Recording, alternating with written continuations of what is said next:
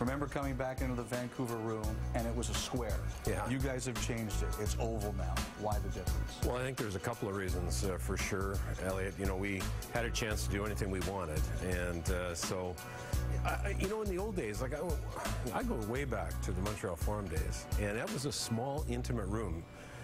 Players and people couldn't believe how small that room was. And, you know, you look at new arenas came with huge dressing rooms. Now you feel the one thing that I think misses with the big dressing room is that intimacy. You know, you can't look way over there to see someone's eyes. You know, what are you thinking? What are you feeling? Where's your passion? So, round dressing room, smaller space, more intimate, and you know, we think it's the right thing.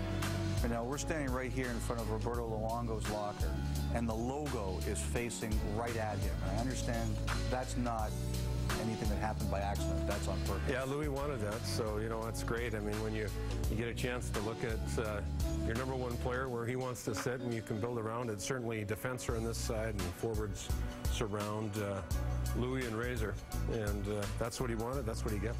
The Canucks installed an instruction program called XO at the front of their room.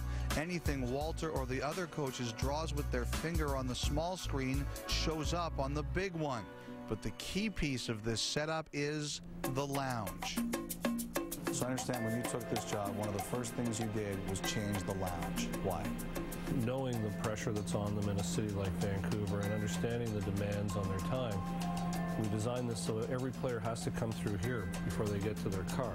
And they come through here, and they eventually stop and do some computer stuff, and we always have food here for them. They'll eat, and we just tried to recreate that element of camaraderie in this space. A lot of guys just wake up, get out of the wrapper, and come right to the rink and shower and eat breakfast here. So, you know, very accommodating that way. And after practice, we'll hang out for, you know, half hour to 2 hours in the lounge there, talking on the computer, watching TV, if there's a football game on or something like that. We have every game, you know, on the computer so that our players can go back, they can fast forward, they can look at every shift.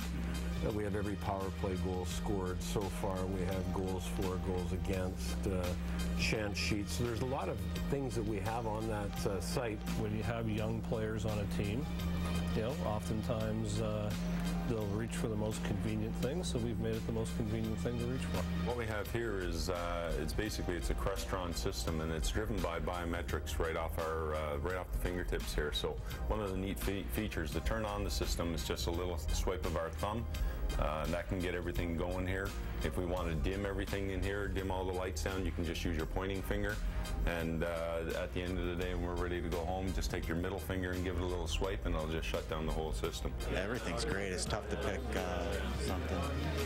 I really like how they put the jerseys in the hallway there. That's to see the history like that. It's pretty cool. That's one of several smaller but important details. For example, 2 entrances instead of 1 into the dressing room for Pat O'Neill and his equipment staff, sunken tubs instead of above-ground tin ones with more room for injured players' therapy, and a new video room as Vigneault and his staff has moved away from the players. A lot of times in the mornings, we'd be talking about certain players, and the players would be walking in the hallway. So we just thought it'd be a better idea. We could do all the bad language that we wanted on this side. It's no coincidence that the renovations are complete. This will be dressing room for the event, and the Canucks certainly want word to get around about what's been done. I think the reality is you're in a Stanley Cup world for general managers and teams, and walk into an environment like this where it's beautiful, it's you know, makes a player comfortable. That might change whether they sign with Team A or Team B. I don't really care.